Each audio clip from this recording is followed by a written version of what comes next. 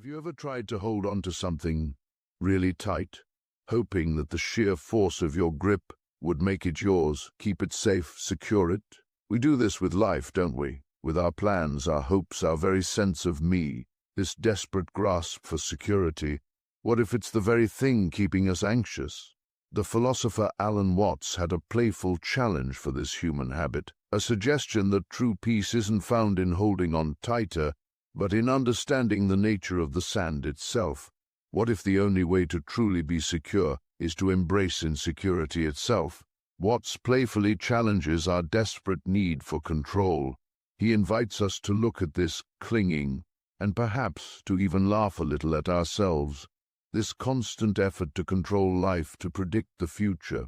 It's often the primary source of our anxiety. Imagine trying to catch that smoke in your hands. The more you clench, the more it disperses, doesn't it? This, in essence, is what Alan Watts called the backward law. It's a wonderfully mischievous yet profound observation about life. The more you desperately try to make yourself happy, for instance, the more happiness seems to flutter just out of reach. Or the more you strain for absolute security, the more anxious and insecure you actually become. Consider our constant planning for an uncertain future, the endless calculations, the what-ifs, the worst-case scenarios. Does all this mental effort truly bring lasting peace? Or does it breed a subtle, persistent hum of anxiety? Watts would often use the analogy of water. You can't grasp water tightly, it will only slip through your fingers. He'd say something like, to have, to hold, you must let go. Our attempts to solidify life, to make it utterly predictable, are like trying to build a house on the surface of a river. This isn't to suggest that we shouldn't make plans or provisions. Of course, that's practical wisdom. But the anxiety, the suffering, arises from our over-attachment to those plans. When we believe our entire well-being hinges on life unfolding exactly as we dictate, we set ourselves up for a perpetual wrestling match with reality. Life, much like that elusive smoke or flowing water, has a way of simply being itself, following its own course. It flows, it changes, it's inherently beautifully uncertain. And the backward law whispers that fighting this current is precisely what makes the journey feel so turbulent. We crave control. We yearn to eliminate every conceivable risk. But what if, as Watts might mischievously ask, the obsessive desire for perfect, unshakable control is the biggest risk of all to our actual peace of mind? This relentless effort to get something from the future often blinds us to the gifts the present moment is offering. Think of trying to stay afloat in deep water. If you panic, flail, and fight the water, you start to sink. But if you relax, trust your buoyancy, allow the water to support you, you float effortlessly. That, right there, is the backward law in its simplest, most elegant form. This isn't about becoming passive or simply giving up on our aspirations. Not at all. It's about cultivating a radically different way of engaging, an engagement where we don't always have to be pushing, pulling, forcing outcomes. So much of the tension we carry, that knot in the stomach, comes from this internal tug-of-war, my will versus what is. Alan Watts invites us to consider with a wry smile that perhaps, just perhaps, reality has a pretty good idea of what it's doing. Even when its plans don't quite match our meticulously drawn blueprints, chasing that elusive butterfly we call total security only leaves us breathless. But what if security isn't a destination to be frantically reached? What if it's a way of traveling found not in the grasping but in the release? The Taoist and Zen masters understood this profoundly. They spoke of going with the flow, not as resignation, but as the highest form of intelligent action. This backward way of thinking, as Watts presents it, isn't about losing control, but realizing we never truly had it in the first place. And in that realization, paradoxically, lies a profound sense of freedom. The illusion of control is a heavy burden to carry. The backward law suggests we might just be able to set it down, and find that, surprisingly, we are much lighter without it. So, if this constant striving and controlling is so exhausting, why are we so deeply compelled to do it? A significant part of the answer lies in a very common, yet profound, misunderstanding about who, or perhaps more accurately, what we fundamentally believe ourselves to be. Most of us, consciously or unconsciously, carry an idea of ourselves as something solid, a fixed entity, an I that's like a little person or a statue residing inside us. This is often called the ego, this sense of a separate, distinct and enduring self.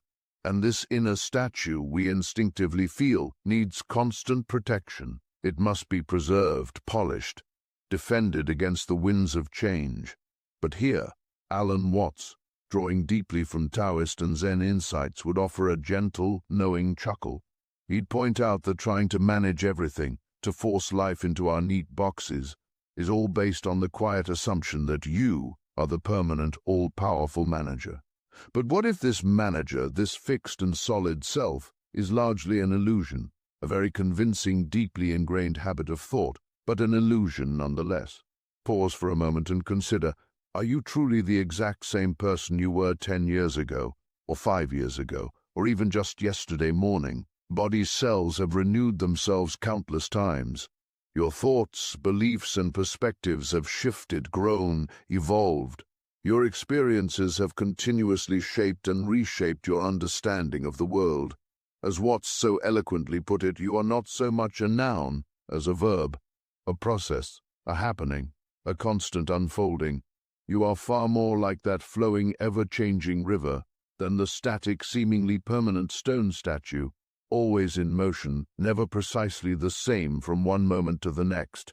And this, Watts would remind us, with a twinkle in his eye, is entirely natural and wonderful. The real trouble, the source of much anxiety, begins when our statue mind tries to navigate and control a river world, when we cling desperately to a fixed, unchanging idea of me, while everything around us and indeed within us is in constant fluid motion. That's when we feel the friction, the resistance, the deep unease. It's akin to trying to dam that powerful, flowing river with just your bare hands. This notion of a separate, isolated I is a very powerful habit of perception. We often feel like a lonely little outpost of consciousness in a vast, indifferent universe. But Watts would gently remind us that an island is not truly separate from the ocean floor. It is a feature, a manifestation, and from that very ocean floor. In the same way, you are not something separate from the universe. You are a wave in the vast ocean of existence. The wave might for a moment feel like an independent, self-contained thing, but its entire form, its energy, its very being, the water, is the ocean. When we identify too rigidly with that statue self, that illusory fixed ego, we become terrified of change, because change threatens the statue's illusion of permanence. We try to build higher walls around it, to keep the unpredictable flow of life out, but life, by its very nature, in this flow, it is as change, it is as impermanence. Now, this isn't to deny your unique individuality, your special pattern. That is undeniably real and precious. You are a unique expression. But your uniqueness is that of a dynamic flowing pattern, like a dance or a melody, not that of a fixed concrete block. Understanding this profound fluidity, this deep interconnectedness with all that is, can be an incredibly liberating insight.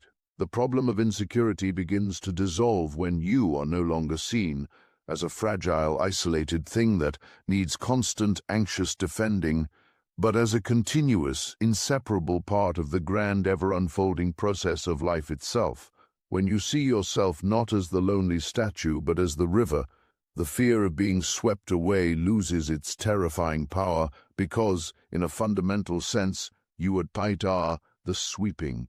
This isn't about losing yourself, it's about finding what you truly are, not a fixed point, but the entire flowing landscape of experience.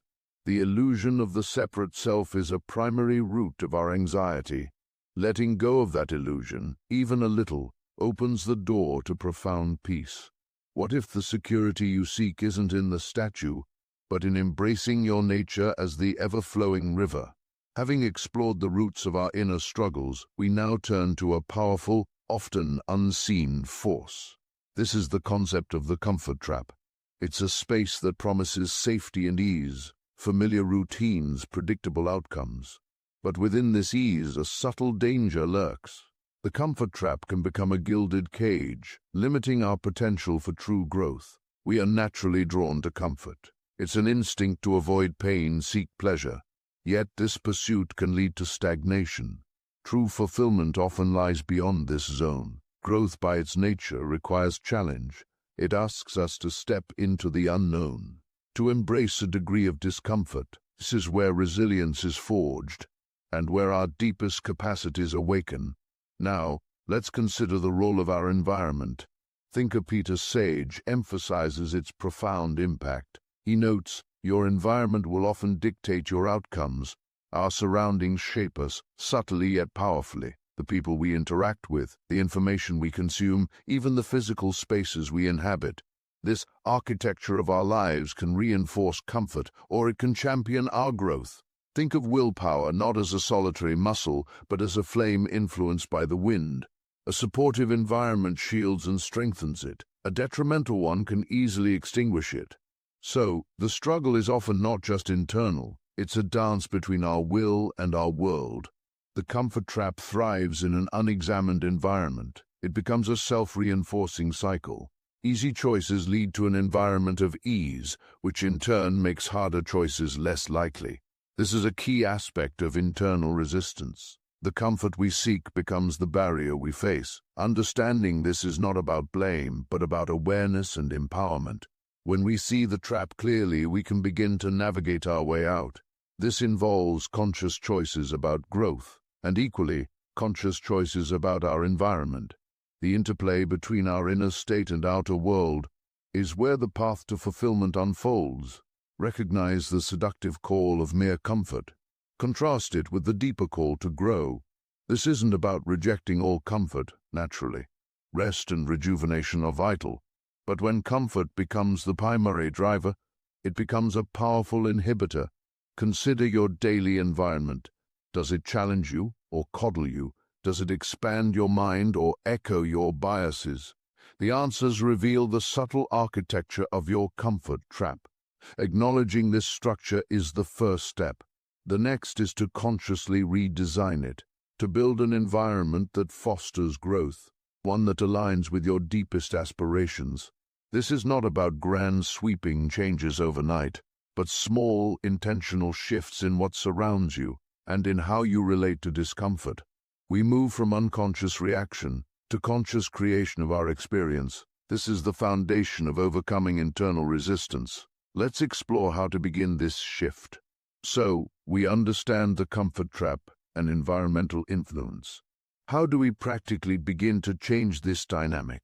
A core principle, again from Peter Sage, is vital here. Your input dictates your output. Consider your mind like fertile ground. What seeds are you allowing to be sown? The first crucial step: stop negative input. This requires an honest audit of your mental diet. What media do you consume daily? What conversations dominate your social sphere? Even your own internal self-talk is an input. Identify sources of persistent negativity, fear-mongering news, cynical social feeds, relationships that drain rather than uplift. Practical steps involve curating these inputs. Unfollow, mute, or reduce exposure. Set clear boundaries in conversations. This isn't about willful ignorance. It's about protecting your mental and emotional space, creating a sanctuary for positive growth. The second crucial step: start positive input. Actively seek what nourishes and uplifts your spirit. Books and teachings that inspire wisdom, music or art that elevates your consciousness. Connect with mentors, role models, supportive communities. Time in nature offers profound positive input. Its silence, beauty, and resilience. Here we can introduce insights from positive psychology, pioneered by thinkers like Martin Seligman. This field studies what makes life worth living. It emphasizes cultivating positive emotions. Practices like gratitude or mindfulness are active inputs. Seligman's work on learned optimism is key. It's the ability to view challenges constructively, choosing interpretations that empower, not defeat. This is a form of deliberate positive input. These changes don't need to be drastic overnight. Small, consistent shifts in input compound over time. One positive book, one uplifting conversation, one moment of mindful presence each day. This is the beginning of taking conscious control. You become the curator of your own mind, the guardian of your inner environment. By managing inputs, you shape your internal landscape, and this, in turn, influences your outer reality. Stopping the negative creates space. Starting the positive fills that space with potential. This is an active, ongoing practice, not a one-time fix, but a way of being. It's a foundational strategy for true fulfillment. By choosing your inputs wisely, you begin to master your internal state, and that mastery is freedom. The freedom to grow, to thrive, to become. This initial approach is powerful, but it's just the beginning of our journey. There are deeper layers to uncover, more nuanced understandings of our psychology, and further strategies for transformation. Let us continue to explore these together. So, after exploring the foundations, the tools, the challenges, what is the ideal we're striving for? It's more than just a repaired structure. It's a flourishing architecture of the self. Imagine a life where positive emotion, engagement in your tasks, rich relationships, profound meaning, and a sense of accomplishment converge. This is Seligman's flourishing, lived daily. It's a self that has embraced Peterson's call to voluntary responsibility, not as a burden but as the bedrock of meaning, where challenges are met with courage and order is carved from chaos. This ideal self thrives through Brian Little's concept of core projects, pursuits that are deeply personal, aligned with your truest values. These projects are the load-bearing walls of your life's unique edifice. Underpinning all of this is the wisdom of the Stoic sage, an inner citadel, resilient and serene, unshakable by external storms, where virtue, your character, is the highest good. This ideal state is not perfection, but a dynamic, authentic coherence. It's knowing your environmental influences, having reprogrammed limiting scripts, and living with conscious intention. It feels like integrity, vitality, and a deep, quiet joy in existence. This is the cathedral of self, built piece by piece, with wisdom, care, and enduring effort. An architecture that doesn't just stand, but one that sings. It's a life where inner and outer worlds find a resonant harmony. The integrated self is not an endpoint, but a way of being continually refined, where self-awareness leads to self-mastery and purpose illuminates the path forward. This, then, is the aspiration, a life built on meaning, lived with virtue, and filled with genuine flourishing. We've journeyed far together, exploring the very architecture of our lives, from understanding our foundations to the tools that shape our inner worlds. The core message is one of empowerment. You are the architect of yourself.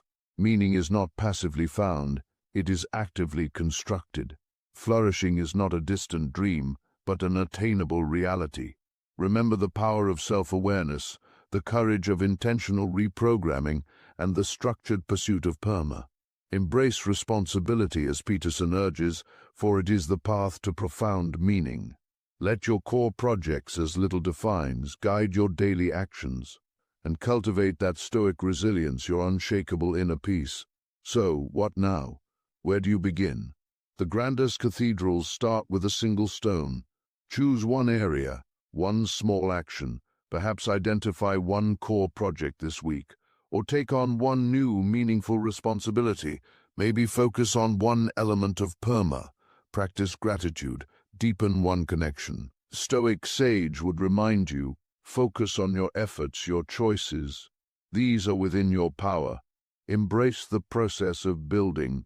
It is not about instant transformation, but consistent, deliberate construction. This is a lifelong, noble endeavor. The architecture of yourself is your legacy, your masterpiece in progress.